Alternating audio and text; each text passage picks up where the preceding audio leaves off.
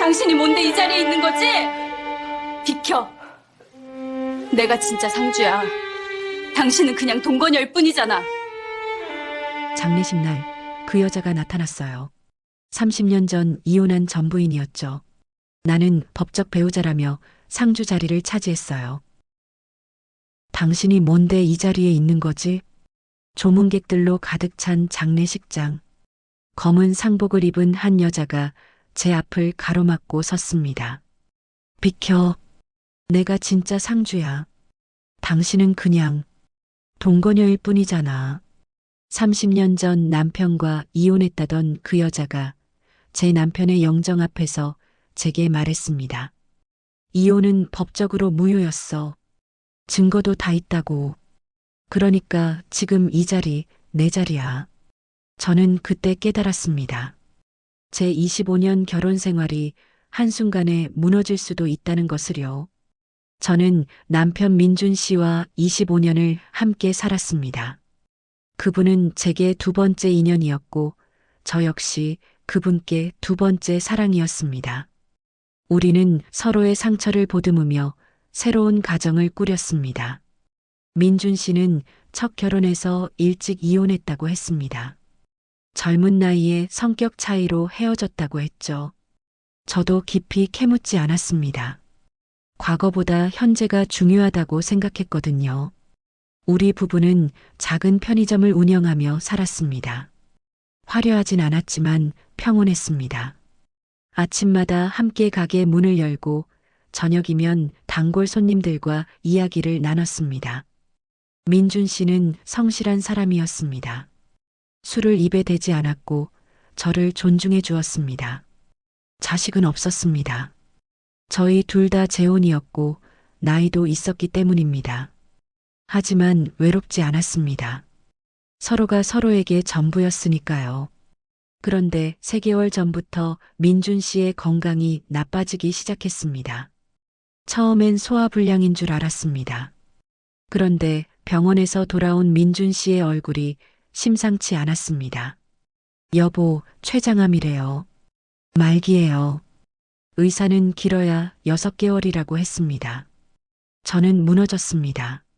하지만 민준 씨 앞에서는 울지 않았습니다. 대신 매일 병원에 함께 다니며 그분 손을 꼭 잡아줬습니다. 투병 3개월째 민준 씨는 갑자기 제게 말했습니다. 여보, 내가 죽으면 혹시 이상한 사람이 나타나더라도 당황하지 마세요. 저는 그 말의 의미를 물었습니다. 하지만 민준 씨는 기침만 하며 말을 흐렸습니다. 그때 저는 알았어야 했습니다. 그분이 무언가를 숨기고 있다는 것을요. 그로부터 일주일 후 민준 씨는 병원에서 조용히 숨을 거두셨습니다. 제 손을 꼭 잡은 채로요. 저는 그분의 따뜻했던 손이 차갑게 식어가는 것을 느끼며 25년간의 추억이 주마등처럼 스쳐 지나가는 것을 경험했습니다. 장례 준비는 생각보다 복잡했습니다. 민준 씨께 가까운 친척이 없었기 때문에 모든 것을 제가 혼자 처리해야 했습니다. 장례식장을 예약하고 부고를 돌리고 음식을 준비했습니다. 그런데 장례식 하루 전 낯선 번호로 전화가 걸려왔습니다. 거기 김민준 씨 장례식장 맞죠? 제가 유족입니다. 내일 갈게요. 저는 그 목소리가 여자라는 것을 알았습니다. 하지만 민준 씨께 여자 형제는 없었습니다. 불안한 예감이 스쳤지만 저는 그냥 먼 친척이려니 생각했습니다. 그것이 제 실수였습니다. 장례식 당일 조문객들이 하나둘 모여들기 시작했습니다. 편의점 단골 손님들, 민준 씨의 직장 동료들, 제 친구들이 와서 위로해 주었습니다. 언니 고생 많았어요. 마지막까지 잘 보살펴 드렸잖아요. 친구들이 제 어깨를 토닥여 주었습니다. 저는 눈물을 참으며 고개를 숙여 인사했습니다. 상주로서 해야 할 일들을 하나하나 해나갔습니다. 오후 2시쯤이었습니다. 장례식장 입구에서 소란이 일었습니다. 검은색 정장을 입은 50대 중반의 여자가 큰 소리로 말하고 있었습니다. 유족 자리가 어디예요? 제가 앉아야 할 자리 말이에요. 장례식장 직원이 당황하며 저를 불렀습니다. 저는 그 여자에게 다가갔습니다. 실례지만 고인과 무슨 관계이신가요? 여자는 저를 위아래로 훑어보더니 비웃듯 말했습니다. 당신이 그 동거녀구나. 나는 김민준의 법적 배우자예요. 아, 죄송. 전 배우자라고 해야 하나? 어쨌든 유족이죠. 저는 순간 머릿속이 하얘졌습니다. 민준 씨의 전처라니요. 30년 전에 이혼했다던 그 사람이 왜 지금 여기에 나타난 것일까요? 이혼하셨다고 들었는데요. 그럼 이제 남이시잖아요. 제 말에 여자가 비웃음을 터뜨렸습니다. 남, 법적으론 아직 배우자예요. 이혼 서류에 문제가 있었거든요. 그것도 모르고 살았어요? 불쌍하게. 주변 조문객들이 수군거리기 시작했습니다. 저는 목소리를 낮춰 말했습니다. 무슨 말씀이신지 모르겠지만 여기서 이러지 마세요. 고인을 위해서라도. 하지만 여자는 제 말을 끊었습니다. 고인을 위해서? 고인의 법적 배우자가 참석하는 게 당연한 거 아니에요? 아, 참. 보험금 수령자도 확인했는데 배우자로 되어 있더라고요. 그것도 제가 받아야 하는 거 아닌가요? 그 순간 저는 깨달았습니다. 이 여자의 목적이 무엇인지를요. 돈이었습니다. 민준 씨가 가입해둔 5억 원짜리 생명보험. 그것을 노리고 온 것이었습니다. 조문객들의 시선이 저와 그 여자를 오갔습니다. 어떤 이들은 휴대폰으로 사진을 찍기 시작했습니다. 장례식장이 순식간에 구경거리가 되어버렸습니다. 저는 떨리는 목소리로 말했습니다. 이혼하셨다는 호적 등본을 확인했어요. 저희는 법적으로 정식 부부였습니다.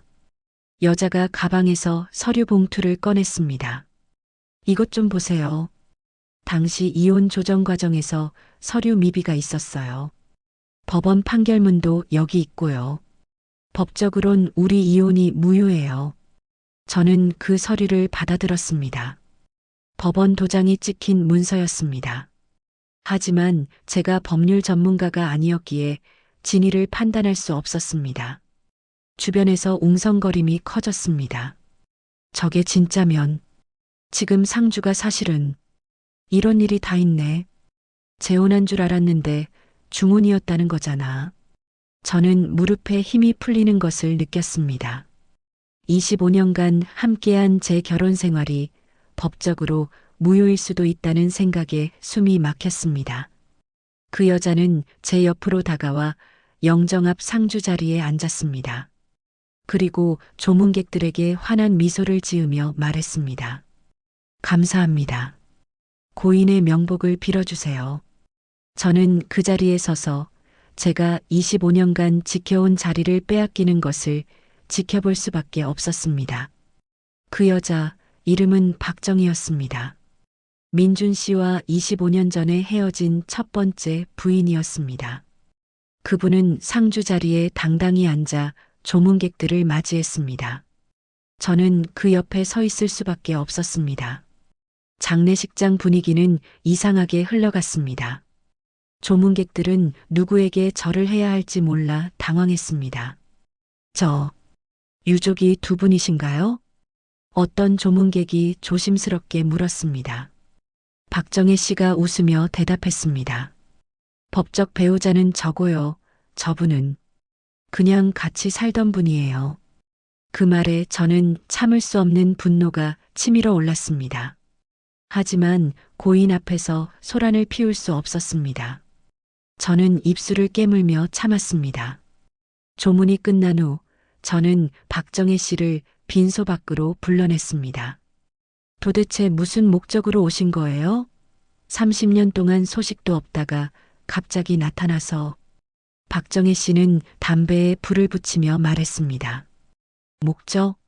당연히 제 권리를 찾으러 왔죠. 민준이가 가입한 보험금만 5억이에요.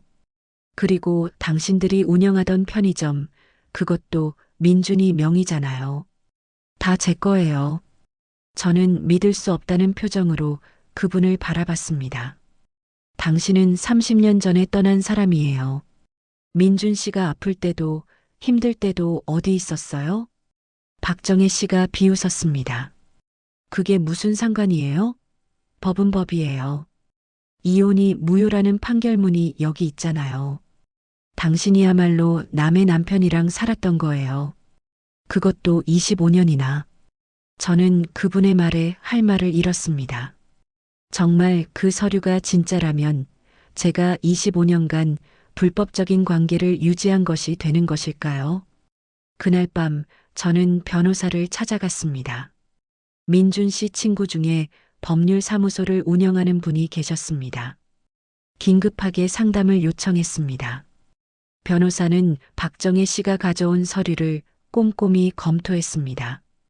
한참을 들여다보던 변호사가 고개를 저었습니다. 일단 겉보기엔 진짜 법원 문서 같은데요. 하지만 이상한 점이 있어요. 판결 날짜가 고인이 당신과 재혼한 이후예요. 저는 눈이 번쩍 떴습니다. 그럼 이게 위조 서류일 수도 있다는 말씀이신가요? 변호사가 신중하게 대답했습니다. 가능성은 있습니다. 하지만 확인하려면 시간이 필요해요. 법원에 직접 조회를 해봐야 하는데 장례 기간 중엔 쉽지 않을 겁니다. 저는 머리를 감싸쥐었습니다. 장례는 이틀 후 끝나야 했습니다. 그 전까지 이 문제를 해결하지 못하면 발인 과정에서도 박정혜 씨가 유족 행세를 할 것이 분명했습니다. 다음 날 아침 더 큰 문제가 생겼습니다. 박정혜 씨가 변호사를 대동하고 나타난 것입니다. 유족 대표 자격으로 장례 진행을 제가 주도하겠습니다. 그리고 고인의 재산 목록을 지금 당장 제출하세요. 박정혜 씨의 변호사가 차갑게 말했습니다. 저는 어이가 없었습니다. 아직 장례도 끝나지 않았는데 무슨. 하지만 박정혜 씨는 단호했습니다. 법적 절차예요. 거부하시면 경찰에 신고하겠습니다. 고인의 재산을 몰래 빼돌리려 한다고요. 조문객들이 다시 수군거리기 시작했습니다. 저는 모든 사람들의 시선이 저를 의심하는 것처럼 느껴졌습니다. 25년을 함께 산 아내에서 하루아침에 재산을 노리는 사기꾼 취급을 받게 된 것입니다. 저는 그날 밤 민준 씨의 영정 앞에서 혼자 울었습니다. 여보, 당신이 말했던 이상한 사람이 이 사람이었나요? 제가 어떻게 해야 하나요? 하지만 영정 속 민준 씨는 그저 미소만 짓고 계실 뿐이었습니다. 장례 이틀째 상황은 더욱 악화되었습니다. 박정희 씨는 완전히 유족 행세를 하며 장례식을 장악했습니다. 제가 고인의 첫 번째 부인이에요. 법적 배우자이기도 하고요. 조문객들에게 그렇게 소개하는 박정혜 씨의 모습을 보며 저는 속이 타들어갔습니다. 하지만 제가 할 수 있는 일은 아무것도 없었습니다. 더 참기 힘든 것은 사람들의 시선이었습니다. 처음엔 저를 동정하던 사람들도 시간이 지나면서 저를 의심하기 시작했습니다. 저 사람 진짜 법적으로 부인 맞는 거 아냐? 25년이나 같이 살았는데 이혼한 줄도 모르고 살았다고? 아니면 알면서도 모른 척하고 재산 노린 거 아닐까? 귓속말들이 제 귀에 들려왔습니다. 저는 변명하고 싶었지만 할 수 없었습니다. 증거가 없었으니까요. 오후 3시 박정혜 씨가 조문객들 앞에서 폭탄 발언을 했습니다. 여러분께 고백할 게 있어요. 사실 민준 씨와 저는 이혼한 적이 없어요. 서류상 문제로 이혼이 무효 처리됐거든요. 그러니까 저분은. 박정혜 씨가 저를 가리켰습니다. 법적으로는 남의 남편을 25년간 빼앗아 산 거예요. 주문이죠. 조문객들이 충격에 휩싸였습니다. 저는 얼굴이 화끈거렸습니다. 변명하려 했지만 목소리가 나오지 않았습니다. 친구 미숙이가 저를 감싸줬습니다. 무슨 증거로 그런 말을 해요? 함부로 사람을 모욕하지 마세요. 하지만 박정희 씨는 냉소적으로 웃으며 서류를 내밀었습니다. 증거 여기 있어요. 법원 판결문이에요. 보시면 알겠지만 우리 이혼은 법적으로 무효예요. 미숙이가 서류를 뺐듯이 받아들었습니다. 읽어보던 미숙이의 얼굴이 굳어졌습니다. 언니, 이거 저는 알고 있었습니다. 미숙이도 법률 지식이 없다는 것을요. 그 서류가 진짜인지 가짜인지 판단할 수 없다는 것을요. 박정혜 씨가 마무리 일격을 날렸습니다. 그리고 고인의 재산요. 편의점, 예금, 보험금 전부 합치면 7억 정도 되더라고요. 당연히 법적 배우자인 제가 받아야죠. 당신은 박정혜 씨가 저를 차갑게 내려다봤습니다. 한 푼도 받을 수 없어요. 오히려 25년간 불법 동거한 것에 대해 저한테 배상해야 할 수도 있고요. 저는 그 자리에 주저앉았습니다. 조문객들이 수군거렸습니다. 누군가가 휴대폰으로 영상을 찍고 있었습니다. 그날 저녁 민준 씨의 직장 동료가 찾아왔습니다. 그분은 조심스럽게 말했습니다. 사모님, 아니, 뭐라고 불러야 할지 모르겠네요. 민준 씨가 생전에 저한테 말한 적이 있어요. 전처가 나타날 수도 있다고요. 저는 귀가 번쩍 뜨였습니다. 뭐라고요? 그게 무슨... 동료분이 한숨을 쉬었습니다. 자세한 건 저도 몰라요. 다만 민준 씨가 만약 내가 먼저 가면 정의가 나타날 거다. 그때 당황하지 말라고 아내한테 전해달라고 했어요. 저는 혼란스러웠습니다. 민준 씨가 이미 알고 있었다는 말인가요? 그렇다면 왜 제게 자세히 말해주지 않았을까요? 그리고 이것도 전해달라고 했어요. 동료분이 작은 봉투를 건넸습니다. 봉투에는 제 이름이 적혀 있었습니다. 민준 씨의 손글씨였습니다. 저는 떨리는 손으로 봉투를 열었습니다. 안에는 열쇠 하나와 쪽지가 들어 있었습니다. 여보, 미안해요. 내가 숨긴 것들이 있어요. 이 열쇠로 우리 집 다락방 서랍을 열어보세요. 거기에 모든 진실이 있어요. 그리고 끝까지 포기하지 마세요. 당신이 진짜 내 아내니까. 저는 그 순간 깨달았습니다. 민준 씨가 무언가를 준비해 두셨다는 것을요.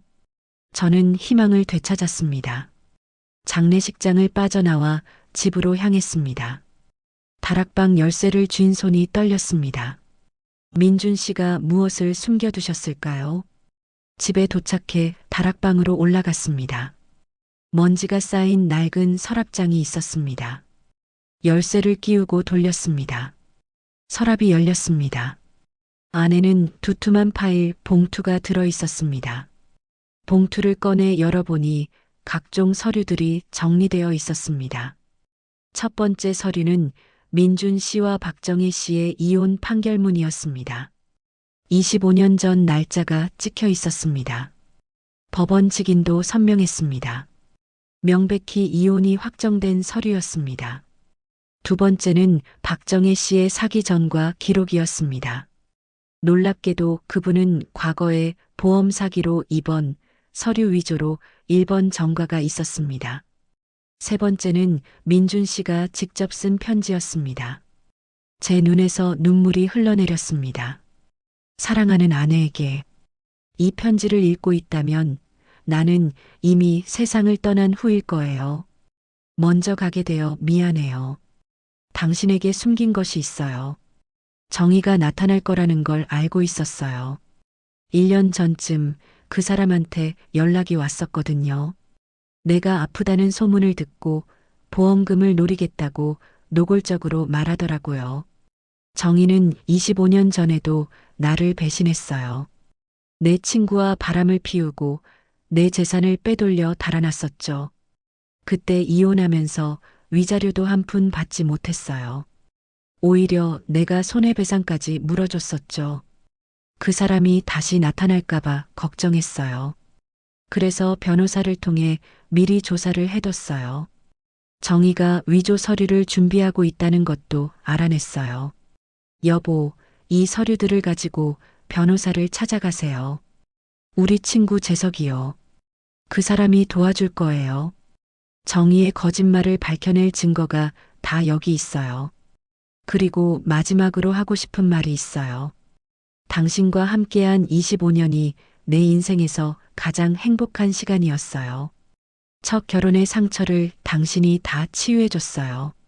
매일 아침 일어나서 당신 얼굴을 보는 게 기쁨이었어요. 미안해요. 더 오래 함께하지 못해서. 하지만 나는 행복했어요. 당신 곁에서 사랑받으며 살 수 있어서 감사했어요. 정희한테 지지 마세요. 우리 25년을 지키세요. 당신이 나의 진짜 아내니까요. 사랑해요, 여보.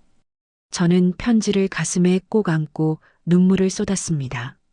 민준 씨가 마지막 순간까지 저를 지키려 했다는 것이 느껴졌습니다. 그때 민준 씨와의 추억들이 떠올랐습니다. 처음 만났던 날 민준 씨는 수줍게 웃으며 제게 꽃을 건넸었죠. 재혼 결혼식에서 눈물을 흘리며 서약했던 순간도 기억났습니다. 편의점을 함께 운영하며 새벽부터 밤늦게까지 일했던 날들. 힘들었지만 행복했습니다. 손님이 없을 때면 민준 씨와 나란히 앉아 라면을 끓여 먹곤 했죠. 민준 씨가 아팠을 때도 떠올랐습니다. 항암 치료를 받으며 힘들어 하실 때 제 손을 꼭 잡고 말씀하셨죠. 여보, 당신 만나서 정말 행복했어요. 후회 없어요. 그 말이 이렇게 깊은 의미였다는 것을 이제야 깨달았습니다. 저는 눈물을 닦고 일어섰습니다. 더 이상 주저앉아 있을 수 없었습니다. 민준 씨가 마지막까지 지키려 했던 우리의 25년을 제가 지켜야 했습니다. 다음 날 아침 저는 민준 씨의 친구 재석 변호사를 찾아갔습니다. 다락방에서 찾은 모든 서류를 가지고 갔습니다. 재석 변호사는 서류들을 꼼꼼히 검토했습니다. 한참 후 그분이 고개를 들었습니다. 민준이 형님이 이렇게까지 준비하셨군요. 이 서류들이면 충분합니다. 저는 안도의 한숨을 내쉬었습니다. 박정혜 씨가 가져온 서류는 위조인가요? 재석 변호사가 고개를 끄덕였습니다. 명백한 위조입니다. 판결 날짜부터 이상했어요. 그 날짜에는 해당 법원에서 민사재판이 없었어요. 확인해 봤더니 완전히 꾸며낸 서류더라고요. 저는 주먹을 불끈 쥐었습니다. 그럼 이제 어떻게 해야 하나요? 재석 변호사가 계획을 설명했습니다. 오늘 발인 전에 조문객들과 박정혜 씨 앞에서 진실을 밝히겠습니다. 경찰도 대기시켜놨어요. 서류 위조죄와 사기죄로 현장에서 체포할 겁니다. 저는 떨리는 마음으로 장례식장으로 돌아갔습니다. 박정혜 씨는 여전히 상주 자리에 앉아 조문객들을 맞이하고 있었습니다. 오전 10시 발인 준비가 시작될 무렵이었습니다. 재석 변호사가 장례식장에 도착했습니다. 그리고 경찰 2명도 함께 들어왔습니다. 박정혜 씨의 얼굴이 순간 굳었습니다. 저 사람들은 왜 온 거예요? 재석 변호사가 차분하게 말했습니다. 박정혜 씨, 조문객 여러분 앞에서 진실을 밝히고자 합니다. 박정혜 씨가 제시한 이혼 무효 판결문은 위조 서류입니다. 조문객들이 술렁거렸습니다. 박정혜 씨가 발끈했습니다. 무슨 헛소리예요? 진짜 법원 서류라고요. 재석 변호사가 서류를 들어보였습니다. 이것이 진짜 이혼 판결문입니다. 25년 전 박정혜 씨와 고인은 정식으로 이혼했습니다. 법원 기록에도 명확히 남아 있습니다. 박정혜 씨가 당황하며 변명했습니다. 그건 착오예요. 나중에 무효 판결이. 재석 변호사가 말을 끊었습니다. 무효 판결은 존재하지 않습니다. 당신이 제시한 서류의 날짜에 해당 법원은 민사재판 자체가 없었어요. 게다가 판사 서명도 실제 판사와 다릅니다. 조문객들이 경악했습니다. 박정혜 씨의 얼굴이 새하얗게 질렸습니다. 재석 변호사가 계속 말했습니다. 그리고 박정희 씨, 당신은 과거에도 서류 위조와 보험 사기로 전과가 있죠. 이번에도 고인의 보험금 5억 원을 노리고 위조 서류를 만든 겁니다. 박정혜 씨가 소리쳤습니다. 아니에요. 나는 정말 피해자라고요. 민준이가 날 버리고. 그때 제가 앞으로 나섰습니다. 손에는 민준 씨의 편지를 들고 있었습니다. 거짓말하지 마세요. 당신이 25년 전에 남편을 배신하고 재산을 빼돌려 달아났다는 것 다 알고 있어요. 저는 조문객들에게 민준 씨의 편지를 공개했습니다. 제 남편은 마지막까지 저를 지키려 했어요. 당신 같은 사람한테 우리 25년을 빼앗기지 않도록요. 박정혜 씨가 다리에 힘이 풀려 주저앉았습니다. 경찰이 다가왔습니다. 박정혜 씨 서류 위조 및 사기 혐의로 긴급 체포합니다. 경찰이 수갑을 채웠습니다. 박정혜 씨가 발버둥 쳤습니다. 나는 정말 민준이 아내였다고요. 25년 전에. 하지만 아무도 그분의 말을 믿지 않았습니다. 경찰은 박정혜 씨를 끌고 나갔습니다. 장례식장이 조용해졌습니다. 조문객들이 저를 바라봤습니다. 이번엔 동정이나 의심이 아닌 존경의 눈빛이었습니다. 미숙이가 달려와 저를 안아줬습니다. 언니 잘했어요.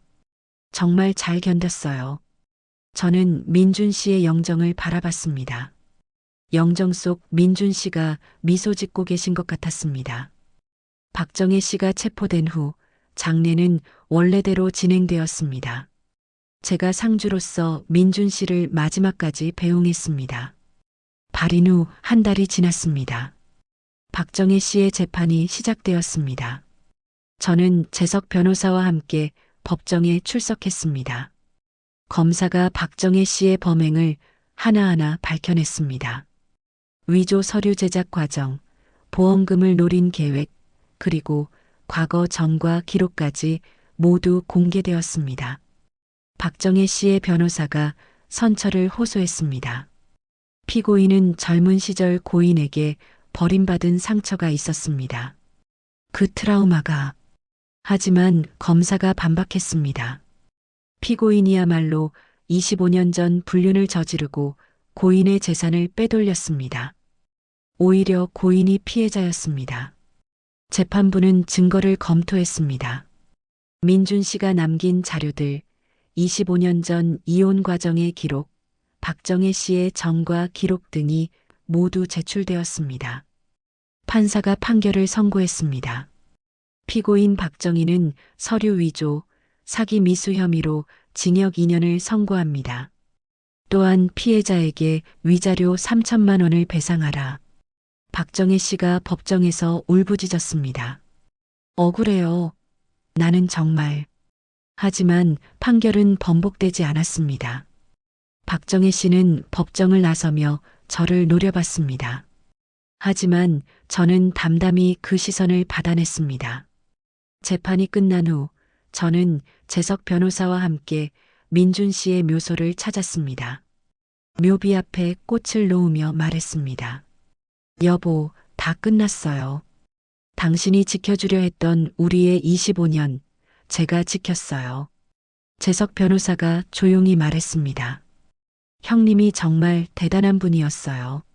마지막까지 사모님을 생각하셨더라고요. 저는 고개를 끄덕였습니다. 보험금과 재산 정리도 마무리되었습니다.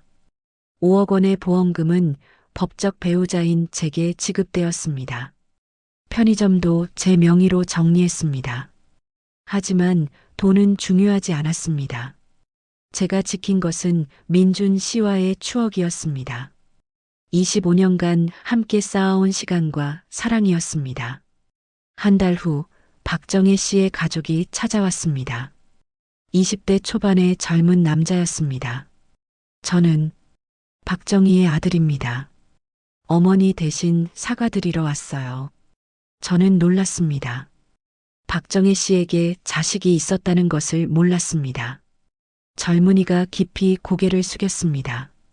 어머니가 저지른 일 정말 죄송합니다. 어머니는 평생 돈에 집착하며 살았어요. 저한테도 좋은 엄마는 아니었습니다. 저는 그 젊은이가 안쓰러웠습니다. 괜찮아요. 당신 잘못은 아니에요. 젊은이가 봉투를 내밀었습니다. 이건 제가 모은 돈이에요. 100만 원밖에 안 되지만 어머니가 끼친 피해에 대한 제 나름의 사과입니다. 저는 봉투를 돌려줬습니다. 필요 없어요. 당신이 그 돈 가지고 좋은 삶 사세요. 어머니처럼 살지 말고요. 젊은이의 눈에 눈물이 고였습니다. 감사합니다. 정말 감사합니다. 그 젊은이가 떠난 후 저는 생각했습니다. 박정희 씨도 한때는 누군가의 아내였고 엄마였을 것입니다. 하지만 욕심이 그분을 망쳤습니다. 저는 다짐했습니다. 민준 씨가 남긴 것들을 소중히 여기며 욕심 없이 살겠다고요. 6개월이 흘렀습니다. 이제 가을이 깊어가고 있었습니다. 편의점 문을 열고 들어서니 단골 손님들이 반갑게 인사했습니다. 사장님, 오늘도 밝은 얼굴이시네요. 저는 웃으며 대답했습니다. 그래야죠. 손님들 보는 게 낙인데요. 민준 씨가 떠난 후 처음엔 편의점 문을 여는 것조차 힘들었습니다. 모든 것이 민준 씨와의 추억이었으니까요. 계산대 앞, 진열대 사이, 창고 안. 어디를 봐도 민준 씨가 보였습니다. 하지만 시간이 지나며 깨달았습니다. 이곳이 바로 민준 씨가 제게 남긴 선물이라는 것을요. 편의점을 운영하며 사람들을 만나고 웃음을 나누는 것. 그것이 민준 씨가 바랐던 제 모습이었습니다. 보험금으로는 작은 장학재단을 만들었습니다. 김민준 추모 장학회라는 이름으로 어려운 형편의 학생들을 돕기로 했습니다. 민준 씨가 생전에 하고 싶어 했던 일이었습니다. 첫 장학금 수여식이 있었던 날 5명의 학생이 감사 인사를 했습니다. 그중 한 학생이 말했습니다. 저는 부모님이 안 계셔서 힘들었어요. 그런데 이렇게 도와주시니 정말 감사합니다. 열심히 공부해서 나중에 저도 남을 도울 수 있는 사람이 될게요. 그 말을 들으며 저는 민준 씨가 웃고 계실 거라고 생각했습니다. 어느 날 재석 변호사가 편의점에 들렀습니다. 커피를 한 잔 사며 말했습니다. 사모님, 요즘 표정이 많이 밝아지셨어요. 저는 고개를 끄덕였습니다. 민준 씨가 남긴 것들을 잘 지키고 있다는 자신감 때문인 것 같아요. 재석 변호사가 환하게 웃었습니다. 형님이 정말 좋은 분을 만나셨던 거네요. 저는 민준 씨 사진을 바라봤습니다. 계산대 옆에 작은 액자로 걸어둔 사진이었습니다. 편의점에서 함께 찍었던 사진이었죠. 주말이면 민준 씨 묘소를 찾았습니다. 꽃을 가져가고 묘비를 닦아주며 이야기를 나눴습니다. 여보, 편의점 단골 손님 김 선생님 아시죠? 그분이 다음 주에 재혼하신대요. 70세에 새 출발이래요. 보기 좋더라고요. 아, 그리고 우리 장학회 학생 중 한 명이 서울대 붙었어요. 당신이 얼마나 좋아하셨을까요? 묘비는 대답이 없었지만 저는 민준 씨의 목소리가 들리는 것 같았습니다. 잘했어요, 여보. 당신이 자랑스러워요. 박정희 씨는 1년 6개월 만에 출소했습니다. 형기를 채우고 나온 그분은 한 번 찾아왔습니다. 죄송합니다. 정말 죄송합니다. 저는 그분을 용서했습니다. 미움을 품고 사는 것보다 놓아주는 게 낫다고 생각했으니까요. 이제 좋은 삶 사세요. 아드님을 위해서라도요. 박정희 씨는 눈물을 흘리며 떠났습니다. 그 후로는 소식이 없었습니다. 어느 봄날 편의점 문이 열리며 젊은 부부가 들어왔습니다. 신혼부부 같았습니다. 사장님, 여기 편의점 25년이나 하셨다며요? 비결이 뭐예요? 저는 잠시 생각하다 대답했습니다. 사랑이요. 서로 사랑하며 사는 거요. 그게 전부예요. 부부가 웃으며 물건을 샀습니다. 그들을 보며 저는 민준 씨와의 시간을 떠올렸습니다. 25년은 짧지 않은 시간이었습니다. 하지만 영원만큼 길지도 않았습니다. 그래도 괜찮았습니다. 그 25년이 진짜였으니까요. 저는 매일 아침 편의점 문을 열며 생각합니다. 오늘도 당신이 사랑했던 이 자리를 지킬게요, 여보. 그리고 저녁이 되면 혼자 자리에 앉아 따뜻한 차를 마시며 중얼거립니다. 오늘 하루도 행복했어요. 당신 덕분이에요. 영정 속 민준 씨는 여전히 미소 짓고 계십니다. 그 미소를 보며 저는 오늘도 살아갑니다. 우리의 25년을 기억하며 새로운 내일을 맞이합니다. 가족이라는 이름으로 찾아오는 사람들이 있습니다. 어떤 이들은 진심으로, 어떤 이들은 이익을 위해서입니다. 진짜 가족은 혈연이 아니라 함께한 시간으로 증명됩니다. 서로를 지키려는 마음으로 증명됩니다. 25년을 함께한 사람과 30년 전에 떠난 사람. 누가 진짜 가족일까요? 답은 이미 정해져 있습니다. 여러분 곁에도 묵묵히 함께해 온 사람이 있나요? 그 사람을 소중히 여기세요. 시간이 흐른 후에는 그 사람이 전부였다는 것을 깨닫게 될 테니까요. 다음에도 더 좋은 이야기로 찾아뵙겠습니다.